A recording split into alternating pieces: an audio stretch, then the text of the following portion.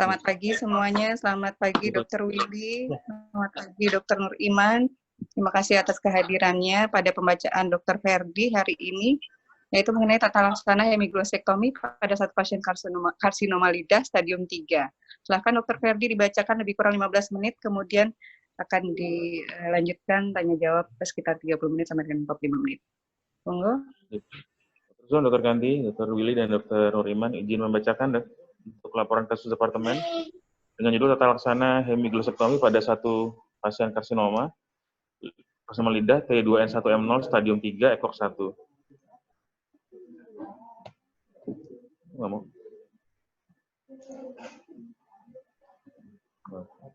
Satu, pendahuluan lidah, kanker rongga mulut, prognosis buruk, kemudian tingginya metastase ke kelenjar getah bening dan invasi lokal, 90% kanker rongga mulut, squamous cell carcinoma, memiliki survival rate 5 tahun di bawah 50%. Etiologinya disinyalir karena kebersihan mulut yang kurang, kondisi gigi, dan penggunaan tembakau atau alkohol. Pada laki-laki nomor 10, urutan nomor 10 per tahunnya, setiap kasus baru 170 orang kira-kira diperkirakan menyebabkan 50 kematian. Begitu juga dengan yang perempuan, nomor 15 di urutan kasus per tahunnya, kemudian rata-rata usia 60 sampai 60 tahun, 90%, sebesar 40 tahun, rata-rata terdiagnosa dengan squamous cell carcinoma. Kemudian 30% terjadi di lidah, 20% terjadi di dasar mulut. Lesinya sekitar sepertiga di lateral, sekitar 45%, 25% di sepertiga posterior, 20% di sepertiga anterior, dan 4% di daerah dorsum. Kemudian metastase kelenjar getah bening regional memiliki faktor prognosis terpenting seperti oral squamous cell carcinoma dan menurunkan tingkat kesembuhan sekitar 50%. Pembedahan leher elektif dapat membantu prognosis hingga tata laksana dan operasi radiasi, kemoterapi, atau kombinasi. Teknik disesuaikan dengan adanya keterlibatan dasar mulut dari mulai rahang, ukuran tumor, keterlibatan kelenjar getah bening, transoral, bisa dengan mandibulotomi atau dengan mandibular swing, pultro, dan transioid.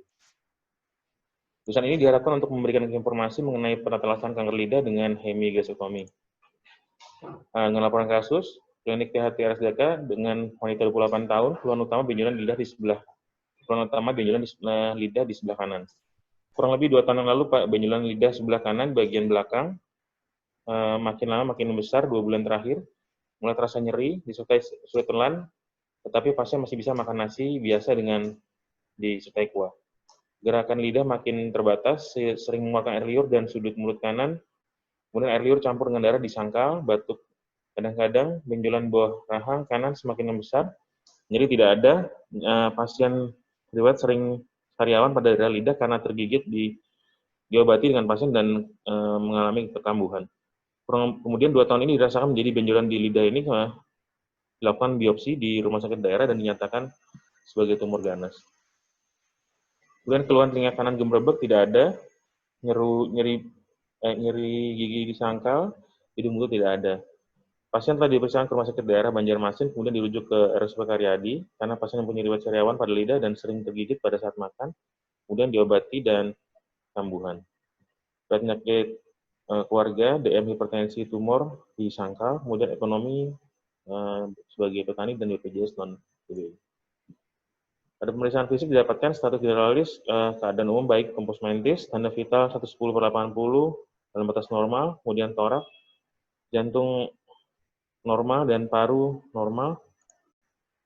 Kemudian status lokalis cavum oris lidah masa bagian belakang lidah sebelah kanan belum melewati batas tengah lidah, ukuran 2x2x2 cm, kenyal, keras, terfiksir, tidak rata permukaan, tidak rapuh. Lidah gerakan terbatas dan nyeri tekan didapatkan sedikit. Kemudian pemeriksaan histopatologi pada tanggal 1 Maret di RS Ulin Banjarmasin, kesannya displasia berat atau karsinoma in situ lidah. Pemeriksaan radiologi tanggal 1 Juni di RSDK dilakukan fototorak, tidak tampak pembesaran jantung atau gambaran metastasis pada pulmo dan tulang tidak ditemukan. Kemudian pada USG sendiri tidak ditemukan adanya curiga suatu metastasis, semua dalam keadaan normal. MRCT scan orofaring dengan kontras tanggal 1 Juni didapatkan cenderung massa lidah T2N1M0 multiple lymphadenopathy coli, level 1B, dan regiokolik kanan kiri level 2, ukuran terbesar 1 kali 1 cm di level 1B. Kemudian pada operasi tanggal 17 Juli, pasien terlentang dalam GA, septic antiseptik, kemudian tutup bodas operasi, ujung lidah dipasang retraktor agar mudah ditarik, kemudian dilakukan injeksi PHK di 4 titik sekitar masa, bagian anterior, superior, inferior, dan posterior. Kemudian dilakukan dengan teknik resesi blok yang meliputi semua otot lidah di bawah tumor dan 0,5 di samping batas luar tumor, menggunakan kauter monopolar, massa lidah berukuran 3 kali 3 kali 2 cm, kemudian dijahit dengan Vicryl 30 setelah pasien dipasang NGT. Ini video operasinya.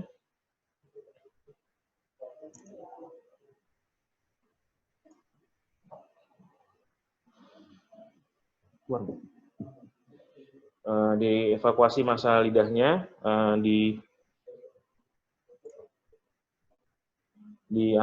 lateral lidah sepertiga, kemudian dipastikan tampak jaringan sehat yang juga terambil. Terus dieksplorasi batas massa dari jaringan sehat dan jaringan sakit, sudah tampak vaskulasi memerah dan tidak ada jaringan nekrotik. Dirawat perdarahannya dengan kauter, dengan klem juga, kemudian dipastikan perdarahan kering, kemudian dijahit antara aproksimasi atas dengan bawah, sehingga tidak tampak perdarahan atau tidak tampak massa nekrotik. Pasca operasi tanggal 17 diterapi dengan RL 20 TPM, sevoflurane 1 gram, metilprednisolon 25 mg, asam tanexamer 500 mg per 8 jam, kemudian keterolak dengan 30 mg per 12 jam. Pasca operasi, hari pertama kedua, sudah tampak ödem minimal, luka jahitan baik, aproksimasi baik, dehistensi negatif, tidak tampak dehistensi, pus tidak ada dan tidak ada. Kemudian pasien diizinkan pulang dengan terapi cefixime 200 mg per 12 jam, paracetamol 500 mg per 8 jam, dan sarankan untuk kontrol 1 minggu. Pasien kontrol 1 minggu pertama tanggal 26 Juli 2019, keluhannya sulit menelan, tidak ada didapatkan keluhan sulit menelan, bicara sudah lancar dan mulai jelas, gerakan lidah kanan kiri baik, ke atas dan bawah masih agak terbatas, luka operasi sedikit basah, wound adhesion tidak ada, aproksimasi baik, darah negatif, pus negatif, edem negatif, hiperemis tidak ada. Kemudian terapi dilanjutkan dengan cefixime 200 per 12 jam per orang, paracetamol 500 mg 8 jam per orang, dan metilprednisolon 4 mg per 12 jam per orang.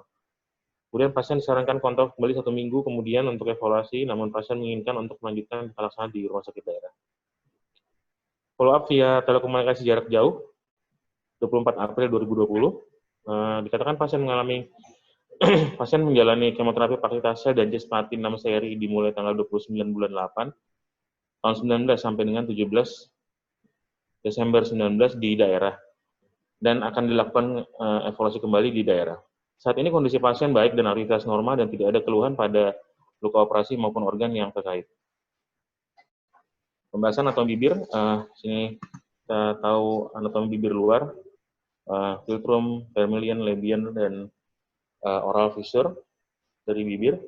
Kemudian anatomi rongga mulut yang tahu di depan. Kemudian ini anatomi lidah, yang perlu diperhatikan adalah vallecula, foramen cecum, sulcus terminalis, dan linea mediana di median dari lidah. Kemudian ini ada otot ekstrinsik dari lidah dan otot intrinsik, tugasnya sebagai otot ekstrinsik dengan palatoglossus, styloglossus, hypoglossus, dan genioglossus. Kemudian otot intrinsik dengan musculus longitudinalis superior dan inferior, vertikal lingualis, dan transversalis lingual. Ini transversalis lingual, ada septumnya, kemudian ada gang glandula lingualis, di sini terdapat arteri dan vena yang berjalan, manakala ada inferior massa, yang harus diperhatikan adalah arteri dan vena, serta juga nervus yang ada di inferior di basis lidah. Kemudian ini vaskularisasi dari lidah itu sendiri, yang terbesar adalah arteri lingualis dan sublingualis setelah arteri lingualis, merupakan cabang utama dari arteri carotis externa, sehingga perdarahannya akan sulit untuk dihentikan jika terdapat perdarahan pada arteri yang besar. Nah, di sini ada sublingual glandula yang sebelumnya diperdarai oleh sublingualis arteri dan berjalan di inferior lidah. Ini inovasinya, 2/3 dari anterior berasal dari nervus facialis, chorda tympani dan sensasi dari nervus lingualis, 1/3 lidah posterior dari nervus glossopharyngeus untuk mengendalikan di posterior lidah, dorsum dengan vallecula. Kemudian otot intrinsik dan estrinsik dari nervus hypoglossus, dan area anterior dominan dengan facial nerve 7 dari cabang dari internal nervus 10. Ini aliran kelenjar getah bening, ada di submental, ada di submentalis, jugulodigasticus, jadi antara carotis externa, kemudian ada di submental dan submandibular. Ini ada di submental node, submandibular node, karena alasan ini tidak memiliki kelenjar getah bening yang dekat dengan leher, maka mudah untuk sekali terjadi metastasis pada sialida. Etiologinya disenyalir karena tembakau, bisa dikunyah, dihisap, lesinya bisa leukoplakia, penyebabnya bisa hidrokarbon polisiklik, nitrosamin, tantaloniamin, nitrosopolenen atau polonium.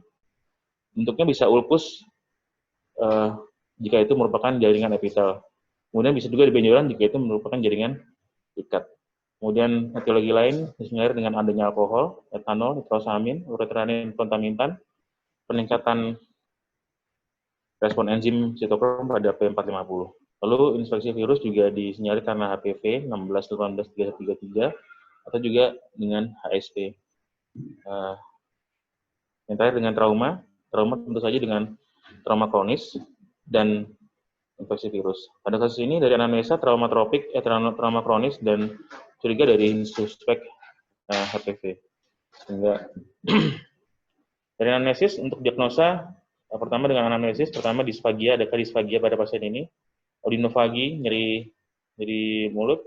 Kemudian dysarthria karena ada gangguan artikulasi pada muskulus longitudinal atau sirkular. Kemudian nyeri yang menjalar ke telinga ipsilateral karena penekanan massa pada nervus 7 yang ada di anterior lidah. Kemudian trismus, leukoplakia, retoplakia atau benjolan di leher karena penjarahan ke kelenjar getah bening. Nah, pada kasus ini leukoplakia dan riwayat kronis yang ditemukan pada pasien ini. Diagnosa dari pemeriksaan fisik disarankan untuk melihat adakah tanda leukoplaki, erythroplaki, penebalan mukosa atau bentuk ulkus.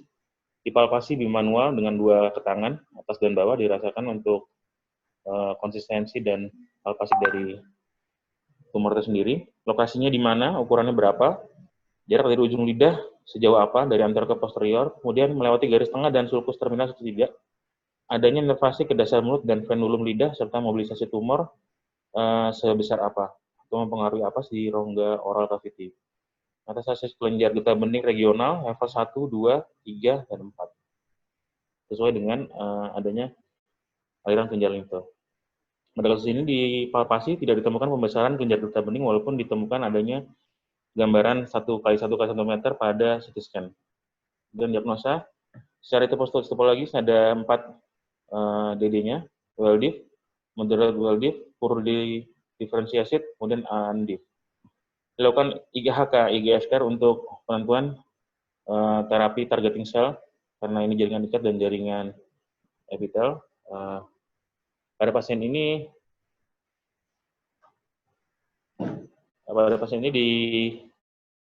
diperiksakan kemudian ditemukan karsinoma sel squamous tidak berkeratin diferensi baik dengan tingkat EGFR 3 untuk saran targeting terapi.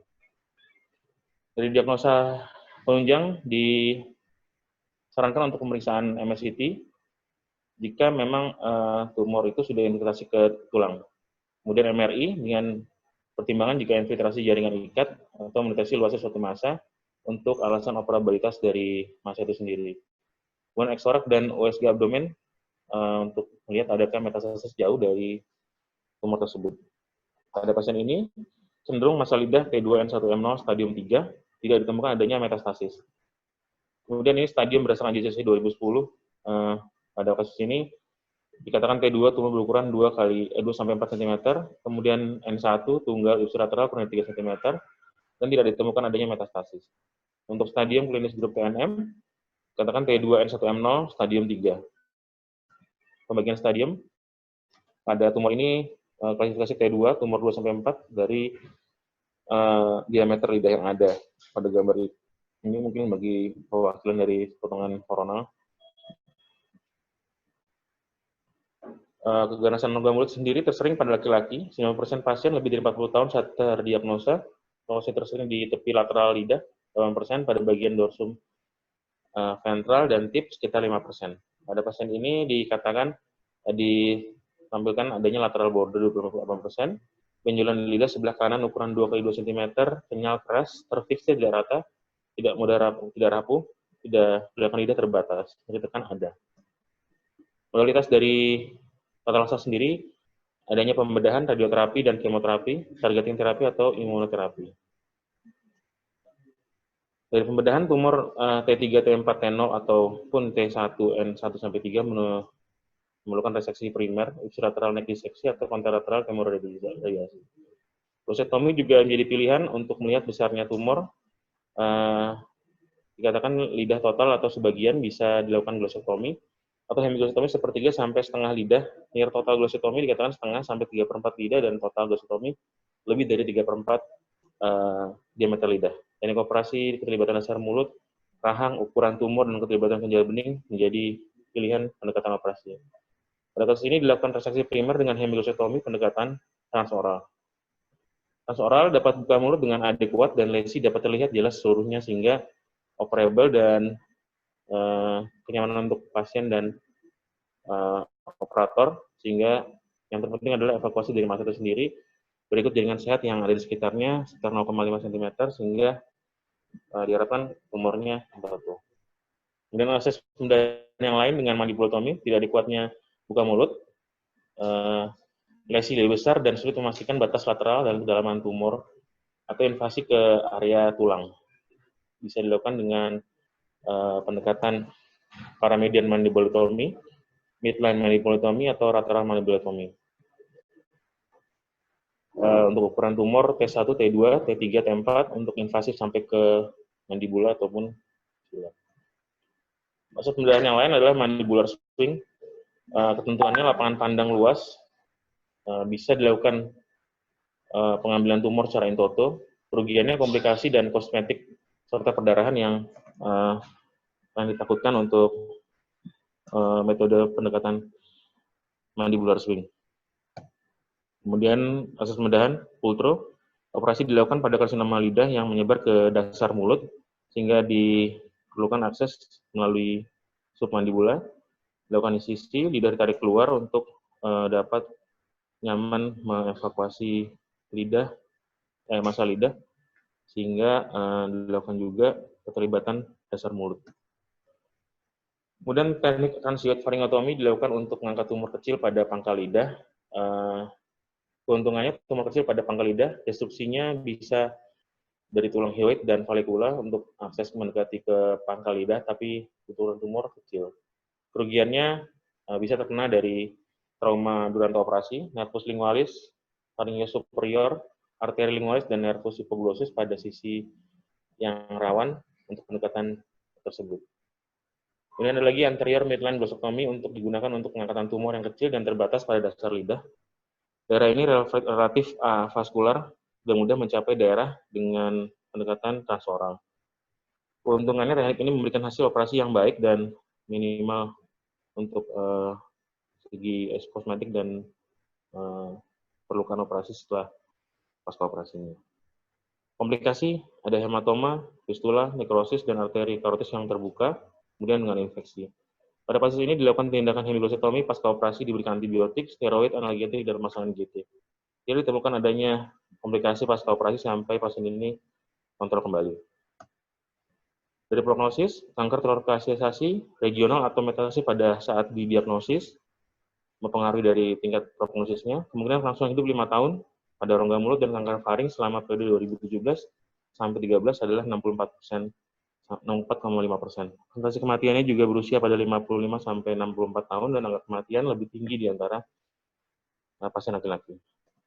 Simpulannya, telah dilaporkan kasus pasien 24 tahun dengan sialida T2R160 stadium 3 ekok 1, dilakukan ekstubasi massa dengan hemilusektomi, pasca operasi nyeri luka lidah, fase 3, 4, sulit menelan tidak ada, darah tidak ada, pus tidak ada. Pasien sampai saat ini melanjutkan tata laksana di daerah dengan kemoadjuvan, tidak ditambah, dikatakan ada keluhan, dan kondisi pasien baik. Terima kasih. Terima kasih Pak Ferdi. Apakah ada pertanyaan dulu nih dari residen? Tidak ada? Oke, baik, kalau tidak ada, beralih ke penelaah materi. Saya belum dikasih nama-nama penelaah materi. Silakan residen yang merasa sebagai penelaah materi.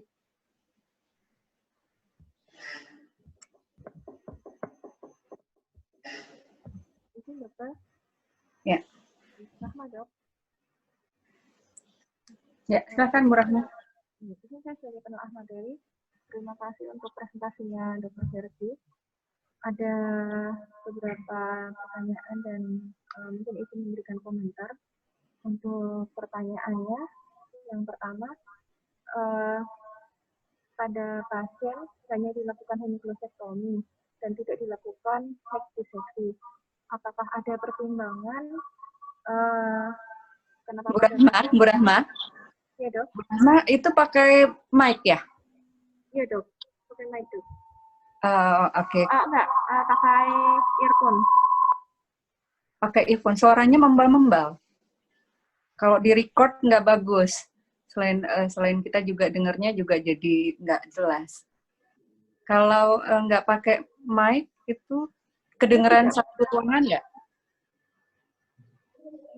Tidak pakai mic dokter. Oh nggak pakai mic, tapi kenapa membal ya?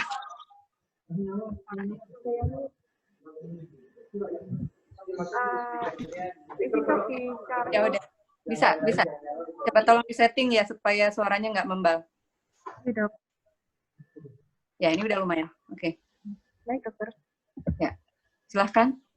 Izin dokter, untuk pertanyaan yang pertama, pada pasien tidak dilakukan neck dissection. Padahal kalau menurut guideline pada NCCN yang terbaru itu, apabila sudah ada N-nya, sebaiknya dilakukan neck dissection. Apakah ada pertimbangan pada pasien kenapa tidak dilakukan neck dissection? Lalu yang kedua tadi disebutkan dasar etiologi pada pasien dikaitkan dengan materi ini. Pada pasien dicurigai adanya infeksi HPV. Apakah ada pemeriksaan penunjang yang lebih lanjut untuk mendukung DD dari diagnosis tersebut? Itu saja. Lalu untuk beberapa komentar, mungkin pada presentasi kasusnya, pada makalahnya, foto profil sebaiknya matanya ditutup, lalu diberikan gambaran preoperasi dan postoperasi.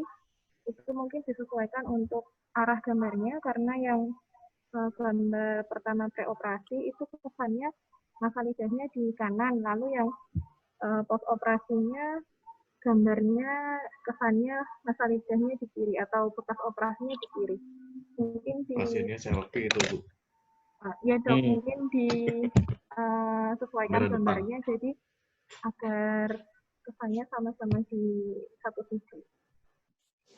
Lalu untuk pembahasan kesesuaian materi atau tinjauan pustaka dengan yang dialami pasien, itu pada makalah belum disampaikan. Demikian, terima kasih dokter untuk kesempatannya. Wassalamualaikum warahmatullahi wabarakatuh. Waalaikumsalam warahmatullahi wabarakatuh. Terima kasih Bu Rahma ya, tadi masukannya sama pertanyaannya. Silahkan dijawab langsung, Pak Ferdi.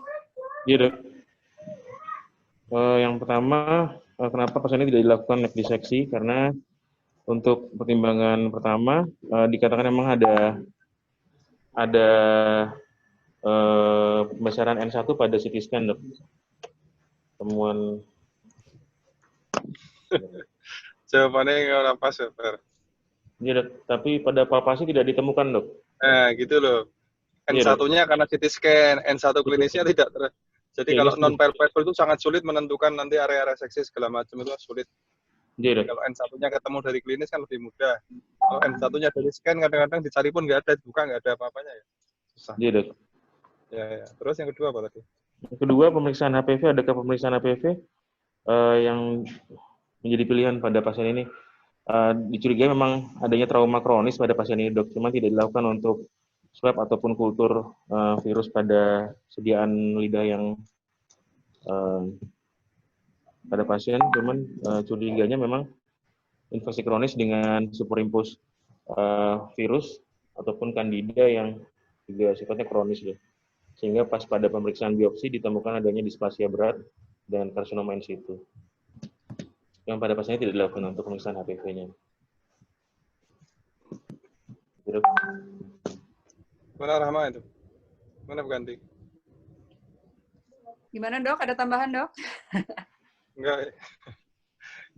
Enggak ada tambahan. Saya yang kedua angkat tangan saya. Yang kedua itu ya idealnya dilakukan pemeriksaan, tapi manfaatnya apa ya? Maksudnya kan kita kadang-kadang ya kan itu sekedar etiologi gitu loh. Ya tahu pemeriksaan. Kalau kemudian nanti memang ternyata positif mau divaksin kan tidak mungkin ya, sudah terjadi ya. Ya, ya apa yang paling dilakukan ya reseksi, kemudian residu massa yang tertinggal itu nanti bisa disinar. Ada sinar nggak ini, Fer? Ini, Dok, pasien itu memang rencana dilakukan sinar, Dok, cuman pasien setelah kontrol tidak ingin ke RSDK lagi karena jarak, Dok. Di sana tidak dilakukan radioterapi, langsung dilakukan adjuvan kemoterapi, Dok. Langsung adjuvan kemoterapi. Oh Iya, iya. Tapi klinis terakhir baik ya, mobilitasnya aja yang sedikit kaku ya. Kalau mobilitas sekarang makan minum normal, bicara normal, Dok, katanya. Terkendala COVID, Dok, untuk kontrol kembali di daerah juga untuk pasien-pasien karena keluhannya tidak ada, Dok, mereka lebih baik di rumah, Dok, sampai sekarang. Iya, Pak. Ya. Oke, kalaupun harus dilakukan pemeriksaannya dengan pemeriksaan apa, Pak Ferdi, untuk mengetahui? Untuk pemeriksaan apa, Dok? Kenapa? Untuk pemeriksaan yang mana, Dok? HPV-nya. Oh, swab ya, Dok? Swab untuk kultur dari virusnya, Dok. Cukup itu aja? Atau ada pemeriksaan yang lain?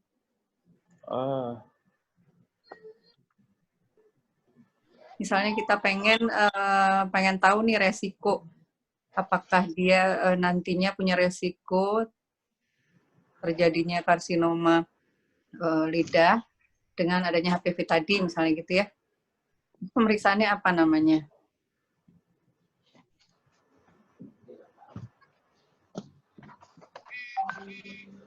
PR nih ya.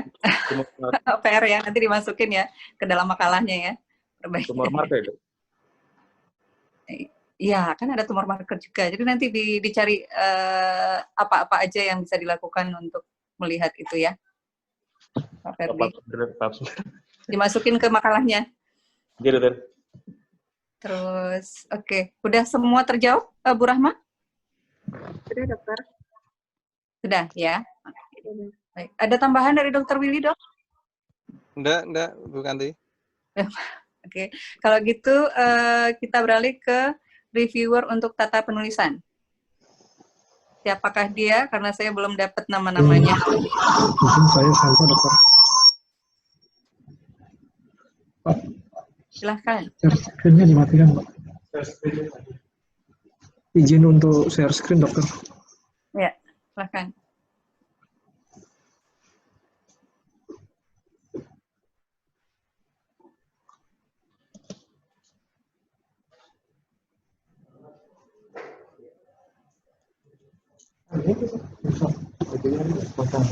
Terima kasih atas kesempatannya, Dokter. Untuk tata tulisannya sudah cukup bagus, cuman ada beberapa yang mungkin perlu dikoreksi. Yang pada halaman cover, oleh dan nama penulis sebaiknya dipisah atas dan bawah.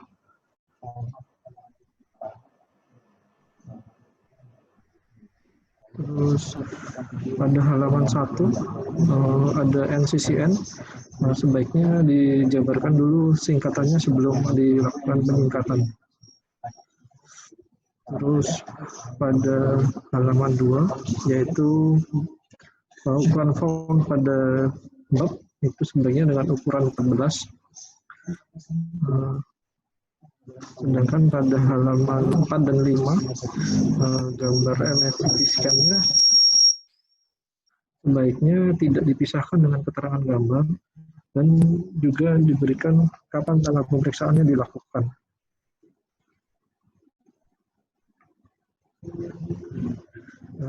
Pada bab 3, keterangannya juga sama, ukuran fontnya juga seharusnya 14, sedangkan subbab sebaiknya diberikan ini anatomi dan fisiologi diberikan angka 3.1 dan yang untuk yang berikutnya mengikuti sesuai urutan. Sementara sampai segini dulu tercukup, yang lainnya sama, subbab semua, Dok. Terima kasih. Wassalamualaikum warahmatullahi wabarakatuh. Ya, terima kasih. Waalaikumsalam warahmatullahi wabarakatuh. Terima kasih Dr. Santo. Tadi tentang tata penulisannya ya, nanti bisa dikirimkan ke Dr. Ferdi filenya, kemudian diperbaiki. Kemudian untuk reviewer, itu lagi daftar pustaka. Silahkan, Dr. Dardo. Ya, Pak Dokter, terima kasih Dokter. Izin untuk share screen.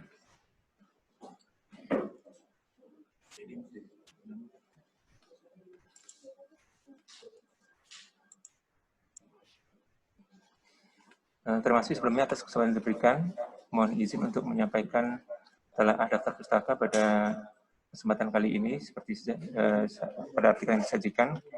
Di sini secara umum sudah memenuhi tata aturan dari front cover, tapi mohon izin untuk menyampaikan beberapa masukan. Di antaranya yang pertama, untuk pustaka yang pertama di sini untuk nama penulis masih ditemukan nama yang tidak disingkat Lips, di mana di sini untuk nama belakang dikedepankan dan untuk nama tengah dan nama depan disingkat, sehingga seharusnya ada singkat huruf L.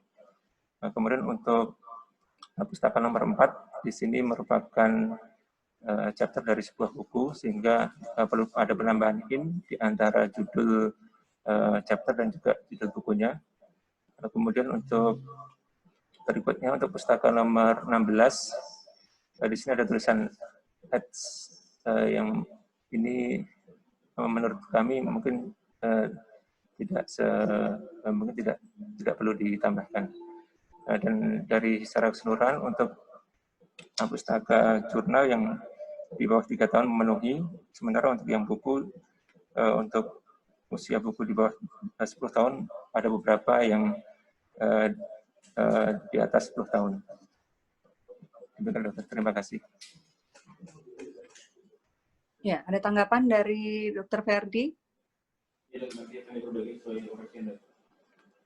Ya, oke. Untuk yang terbaik itu. Ya, untuk daftar pustaka tadi misalnya kayak textbook lebih dari 10 tahun itu diperbolehkan nggak sebenarnya? Nggak boleh, Dok. Nggak boleh? Kalau 10 tahun maksimal untuk buku, Dok. Sebenarnya diperbolehkan kalau memang di buku misalnya buku-buku yang kurang dari 10 tahun memang tidak didapatkan informasi tersebut. Oh, iya. Kalau udah dicari memang tidak ada atau edisi terbarunya juga nggak ada, memang cuma ada di buku itu, ya mau nggak mau kan dimasukkan gitu. Ya, biasanya itu info-info dasar, info-info basic yang tidak diulang lagi di buku berikutnya bisa jadi ya. Jadi misalnya menurut Pak Ferdi lagi ngomongin tentang epidemiologi di tahun 1999 misalnya gitu ya. Itu udah nggak diomongin lagi di 10 tahun terakhir. Ya, berarti ya boleh dong gitu. Paham ya? Maksudnya itu memang di buku lain memang nggak ada gitu ya. Memang cuma di situ adanya, ya udah boleh gitu. Jadi nanti dilihat lagi aja. Kalau memang ada di referensi terbaru ya diganti dengan referensi terbaru. Tapi kalau enggak ya nggak apa-apa gitu ya. Ya. Oke, dari residen, apakah masih ada yang ingin ditanyakan? Ada yang kurang jelas? Tidak ada. Baik, dari Dr. Willy, Dok. Gimana, Dok? Apakah ada tambahan? Ya, kalau gitu ke staf penelaah Monggo Dokter Iman.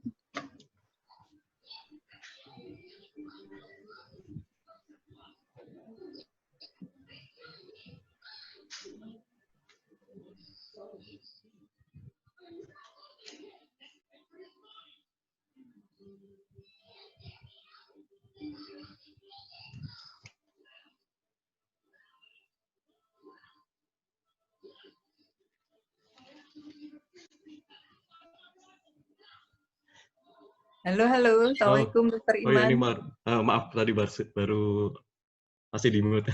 Ya, terima kasih Dokter Kanti untuk ini ya waktunya. Ternyata Ini masih saya ingin di-mute. menambahkan Ya.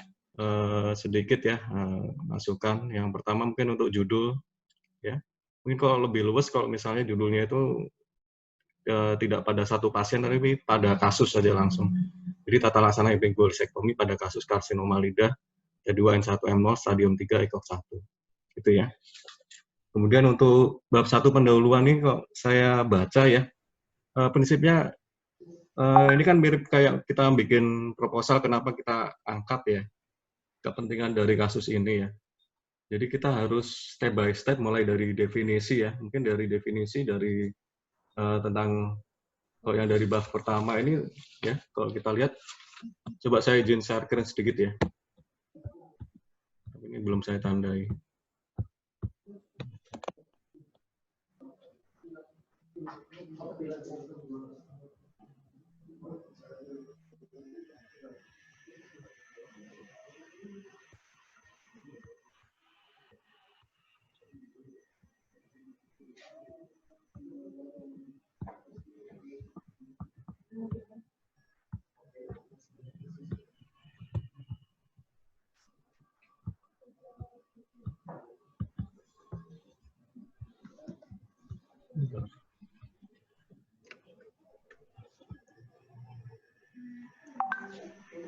Supaya besar mana ini.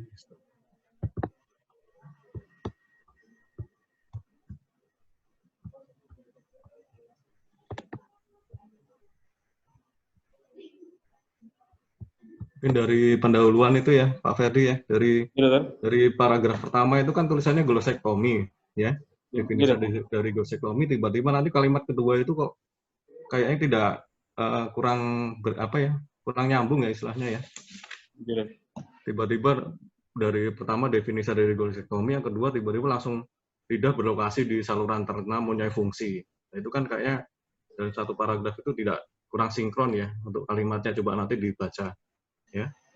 Yang pertama itu kan definisi prevalensi ya, kemudian baru nanti penegakan diagnosis ya, kemudian nanti tata laksana baru masuk ke glossektominya. Ini tiba-tiba dari awal langsung glossektomi ya. Jadi untuk pendahuluan itu kurang enak dibaca ya.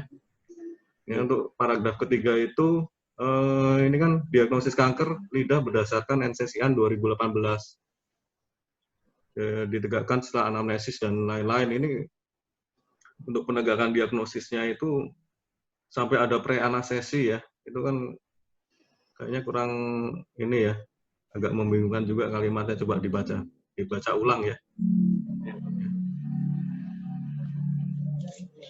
Dan untuk bab 2-nya laporan kasus, kalau untuk profil pemilihan foto itu kalau bisa jangan yang pas pasiennya itu sedang menunjukkan ini ya, organ tubuhnya yang ada kelainan itu ya, paling enggak dia profil foto biasa tanpa melet ya, pas foto seperti biasa, kemudian ditutup juga matanya. Tadi saya dari Dokter Rahma udah juga di ini ya, udah disinggung sedikit.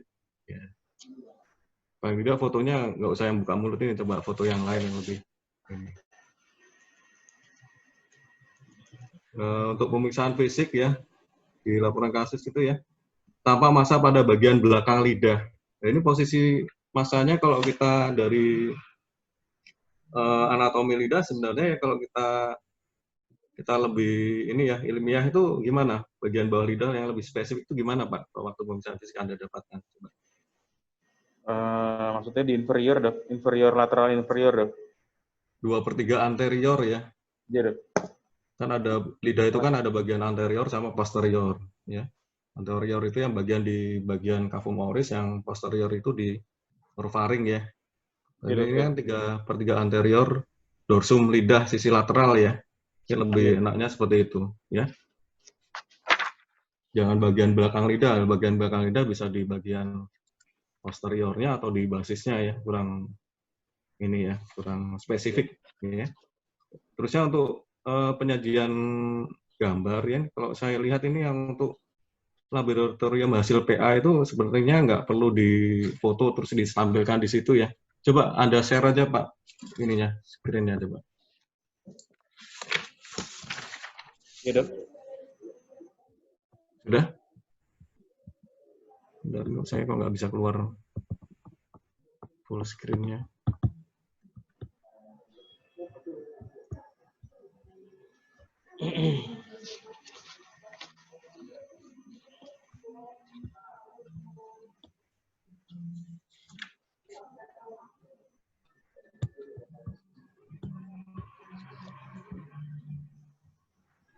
Sudah di-share, jadi dengan aja yang share coba. Oh iya. Sedang di-share, matiin misalnya.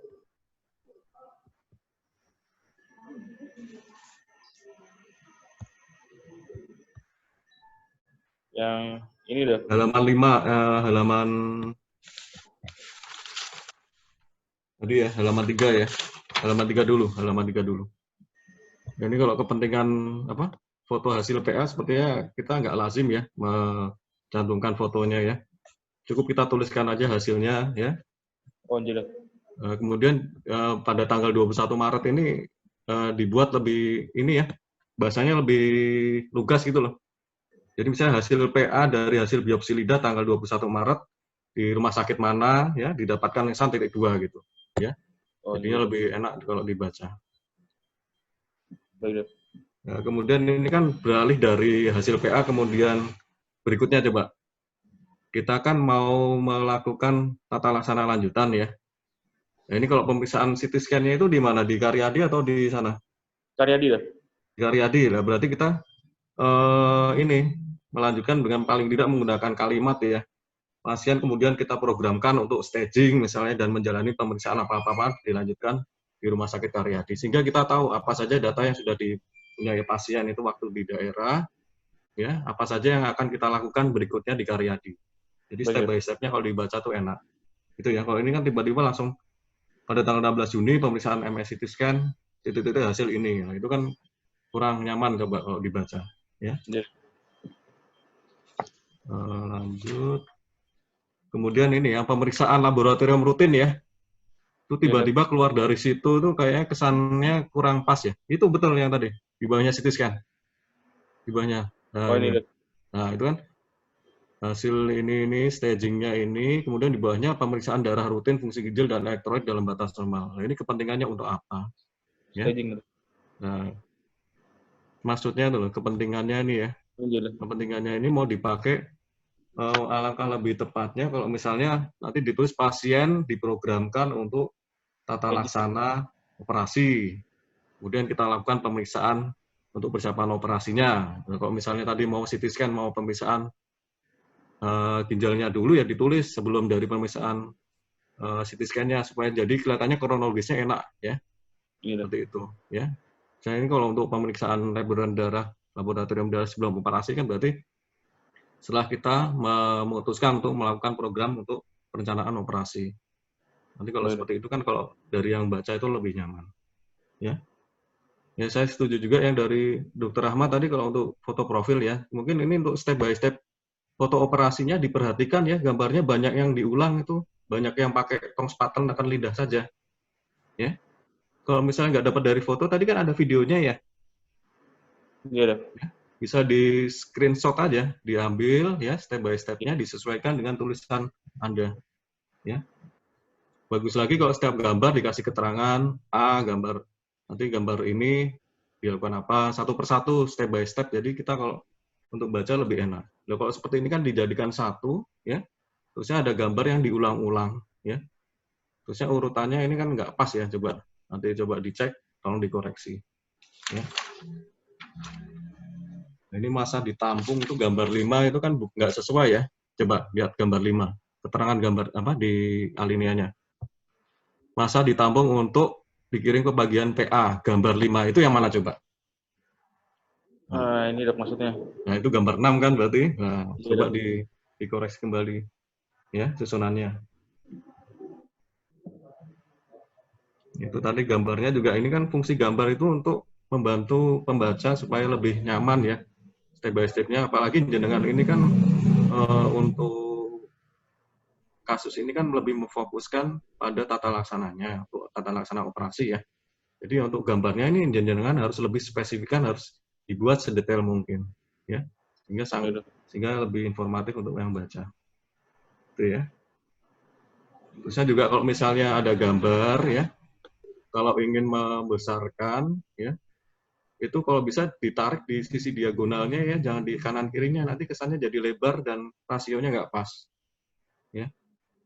Itu untuk semuanya juga biar lebih kelihatan rasionya itu nggak pas, jadi kelihatan panjang-panjang, ada yang lebih pendek ya, atas bawahnya itu nggak pas, tarik diagonalnya ya. Kemudian lanjut ya, ini untuk terapi ya, terapi anti nyeri ketorolaknya coba diperhatikan. Kalau dosisnya berapa Pak kalau ketorolak?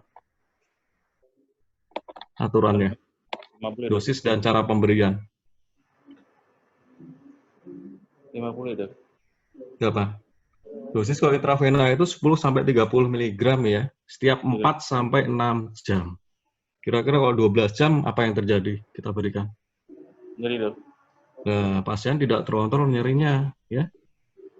Otomatis nanti ya tidak efektif nanti untuk pemberian anti nyerinya. Coba ya. Gitu ya Pak ya. Nanti dikoreksi. Kemudian ini diulang lagi nih di bawahnya nih. Pasien diberi terapi antibiotik, steroid dan analgetik. Padahal di atasnya. Di atasnya Pak. Atasnya lagi. Nah ini.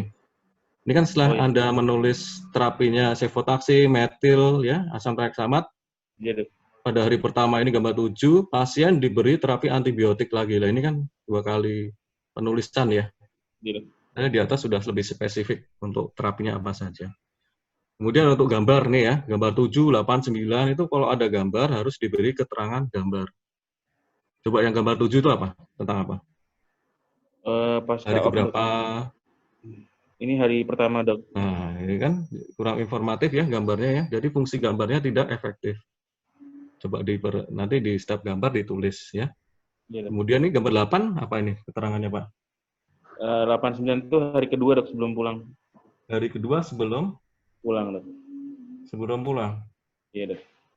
Hari kedua 8-9 ya.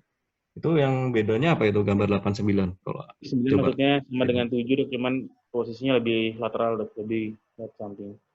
Kalau 9 itu keterangannya ya, kalau saya baca di alinenya dengan di paragraf itu setelah 1 minggu pasca operasi ya. Coba dilihat, benar nggak? Ya kan? 1 minggu itu masih terpasang NGT kah? Enggak dok, yang 1 minggu yang nomor 8 ada dok, tuker dok. Nah, berarti kebalik ya. Iya dok. Berarti yang 8 itu yang 1 minggu. Iya, yang 9 itu yang hari kedua. 2 hari ya. Yang mau pulang kan? Iya dok. Nah, itu coba diperhatikan hal yang ini ya, yang kecil seperti ini.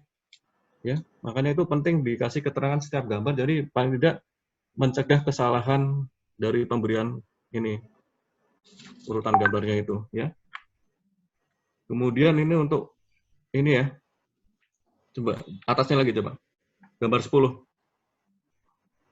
Ini pemberian protap kemoterapi, ini gambarnya kira-kira kepentingannya apa Pak? Kita jarang juga ya ditulis protokolnya ya.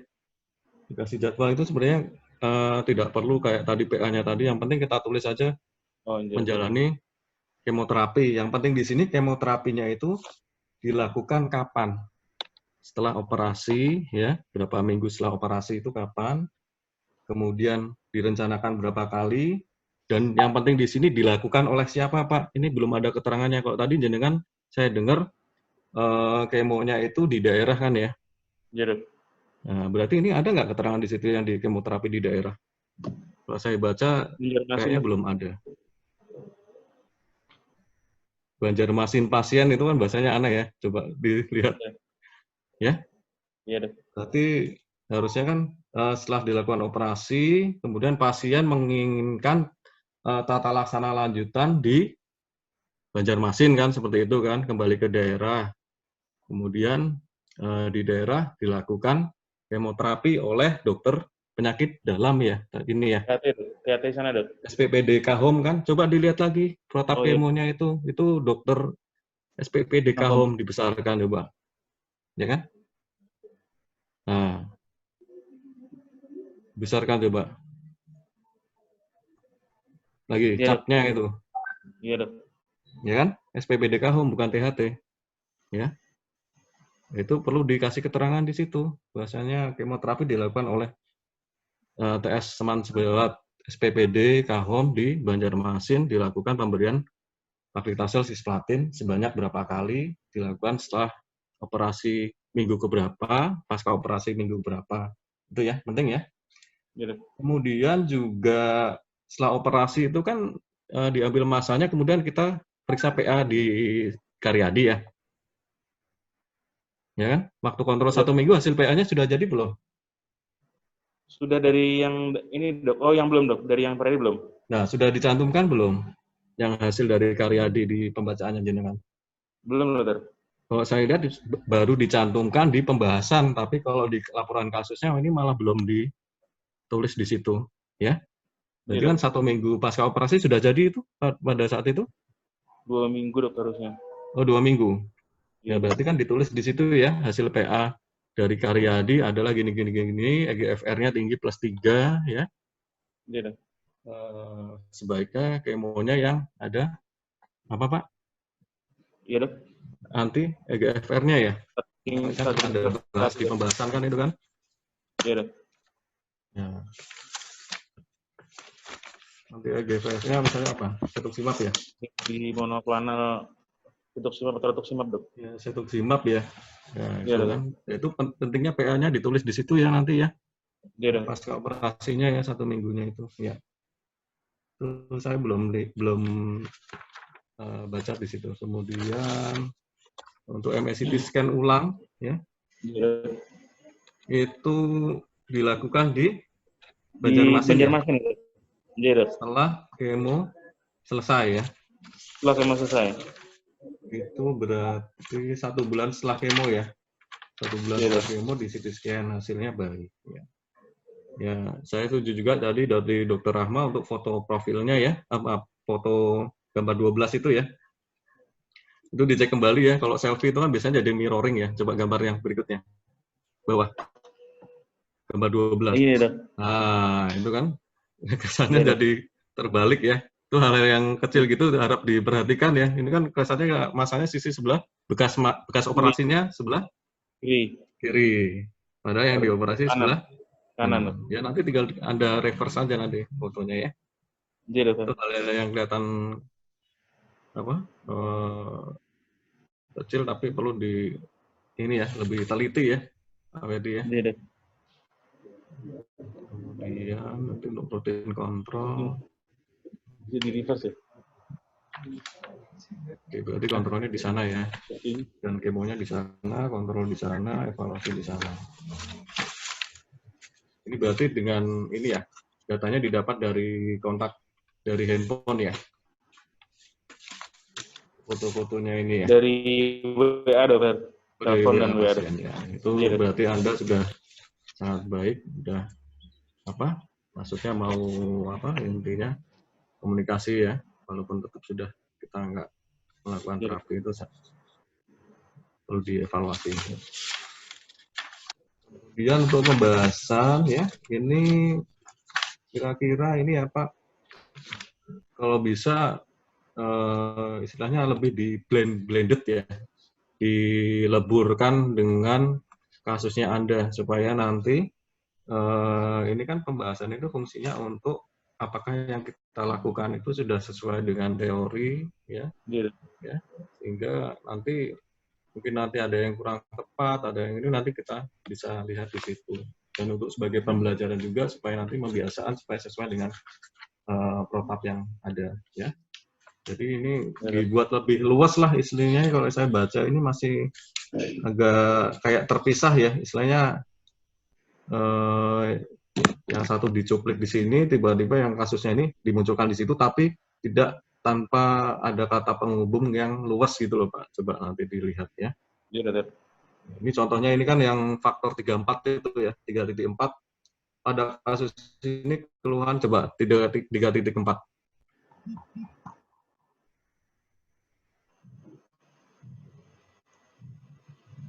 3.4 mana? Nah, itu ya. Pada kasus ini keluhan diawali dengan lidah tergigit, lalu muncul sariawan yang sukar sembuh. Kemungkinan infeksi HPV belum dapat diizinkan. Mungkin ya gini, nanti kemungkinan faktor risiko untuk kejadian tumor kanker lidah pada pasien ini adalah iritasi kronis oleh karena lidahnya tergigit, kemudian timbul sariawan ya, ataupun infeksi dari giginya berulang kali karena oral hygiene-nya kurang baik, itu perlu ditulis di situ. Ya, coba pakai kata-kata yang lebih enak ya untuk dibaca dan dicantumkan di sini ya. Kalau ini tiba-tiba straightforward langsung pada kasus ini keluhan diawali di ini, tapi nah ini tujuan Anda menulis ini tuh apa gitu. Coba ya. Anda kan intinya ingin menunjukkan kemungkinan pada pasien ini penyebab kanker lidahnya karena trauma kronis atau iritasi kronis ya. Itu kan intinya kan itu ya. Nah, itu coba. Jadi kan istilahnya jadi kurang efektif walaupun Anda sudah mencantumkan kalimat tersebut di situ ya. Pemeriksaan fisik coba. Bawah. Nah, untuk pemeriksaan fisik ya. Gambar 16 tumor lidah itu ya, kalau bisa ya dikasih keterangan ya, itu apakah yang stadiumnya masih leukoplekia apa itu ya. Nanti yang mana itu Pak ya. Masing-masing ya. Isipnya kalau dalam satu keterangan satu gambar itu ya kalau sebisa mungkin jangan diberi multiple seperti ini malah membingungkan nanti ya. Kalau enggak ya keterangannya itu istilahnya apa ya? Macam-macam misalnya gambaran tumor lidah ya. Jadi intinya jenengan ingin menggambarkan lesi lidah ini seperti ini. Apa mungkin lebih tepat lagi itu kan atasnya ada leukoplekia. Ya, leukoplekia seperti apa ya, stadium awal masih kondisi displasia berat itu ya. Itu yang mana ya. Sehingga kita untuk lebih aware ya, ada pasien-pasien tertentu yang ada lesi lidah, jangan-jangan leukoplekia nih nanti bisa arah sana ya. Itu juga lebih digunakan ya gambarnya itu dengan baik. Lanjut Pak. Itu mungkin yang analisis kemudian. Nah, ini ya tadi untuk penata laksanaan ya Pak. Ini kan jadi fokus ke penata laksanaan operasi ya. Tapi untuk penata laksanaan secara umum ya, coba lihat. Nah, itu nomor 6 ya. Tergantung stadium meliputi pembedahan, radioterapi, kemoterapi dan kombinasi. Nah, itu tidak dijelaskan secara detail. Jadi kan bisa pakai NCCN atau pakai dari modul ya, modul mungkin dari NCCN juga ya. Ditulis ya. Misalnya NIT tanpa N, M-nya 0 dilakukan operasi dengan selective neck dissection apa itu ya. Nanti disesuaikan ditulis itu yang lengkap ya. Nanti hanya penata laksanaan ini meliputi pembedahan, radioterapi, kemoterapi dan kombinasi. Jadi kan kesannya kurang hanya umum sekali gitu loh Pak ya. Tolong dicantumkan yang dari NCCN ya. Nanti ya. Kemudian untuk pembedahan ini sudah cukup baik ya, sudah cukup lengkap. Mungkin untuk penggunaan gambarnya itu bisa lebih diefektifkan ya Pak. Pertama yang di bawah itu yang gambarnya banyak sekali ya. Nah, ini nih. Yang 21 ya Pak. 21 malah. 21. Nah, itu. Itu kan terlalu kecil juga ya. Kalau misalnya terlalu kecil, kurang informatif ya bisa dilebarkan lagi ya. Ataupun dipotong, yang mau Anda jelaskan tuh yang mana ya. Itu nanti bisa lebih informatif. Daripada disajikan gambarnya banyak, kelihatan lengkap, tapi ternyata secara fungsi kurang. Itu ya. Operasi dan lengkap ya. Tapi mandibular swing ada di sini. Di ini, yang pembedahan. Jadi kalau saya dengar tadi ada ya di PowerPoint ada. Di sini ada? Ada. Mandibular swing ada. Oh, iya.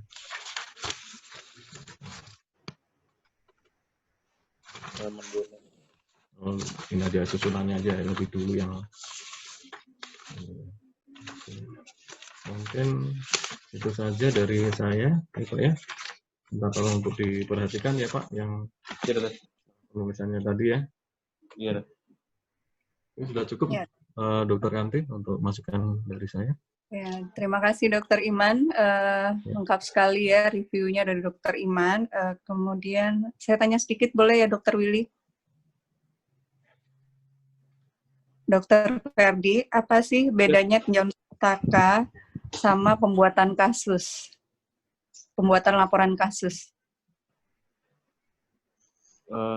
Kalau tinjauan pustaka menyajikan literatur dari topik yang dibahas, Dok. Kalau laporan kasus meninjau tinjauan pustaka dari kasus yang terjadi, Dok. Lebih luas atau lebih sempit? Lebih luas. Lebih Lebih luas. sempit. Hah?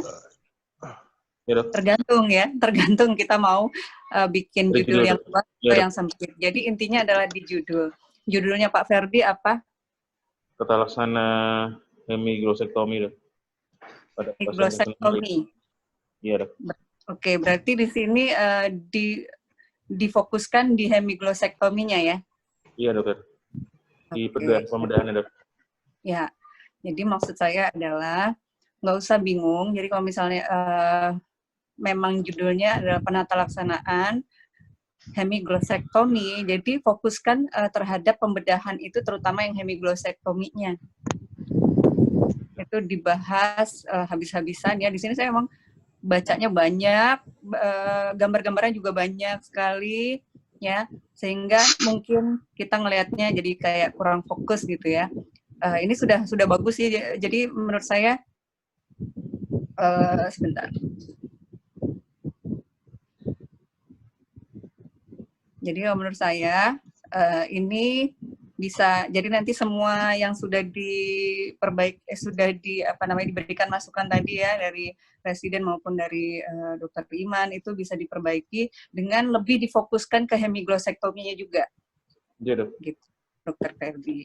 Jadi biar Dokter Ferdinya juga nggak bingung, ini tinjauan pustaka, jadi dilengkapin semua juga nanti malah nggak fokus gitu ya. Jadi kalau ini memang judulnya hemiglosektomi, coba nanti ditambahkan untuk yang hemiglosektominya. Ini udah lengkap sih, cuma nanti difokuskan aja ke situnya.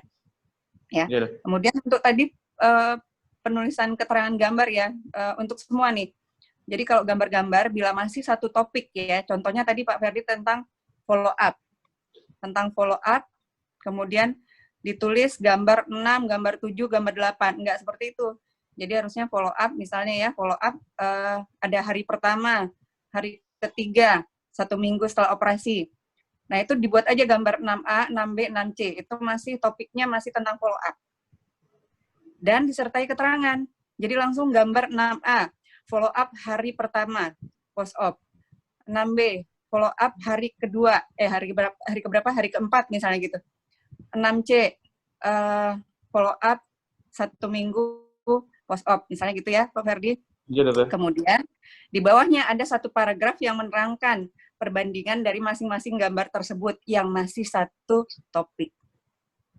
Ya, gitu. Jadi dibuat kayak gitu ya. Jadi kayak di buku-buku kan gitu ya. Kayak buku misalnya step by step hemiglosektomi, kan ngambilnya di textbook kan? Iya, betul. Nah, itu kan step by step-nya dibuat seperti itu tuh. Kalau masih satu topik kan dibuat gambarnya banyak, tapi ada keterangan misalnya gambar 6A, B, C gitu kan ya? Iya. Dan dikasih judul singkat gitu kan ya? Jadi kayak tadi follow up hari pertama, follow up hari ketiga gitu-gitu ya? Nah, kemudian baru penjelasannya di paragraf bawahnya. Gitu ya. Iya. Semuanya aja.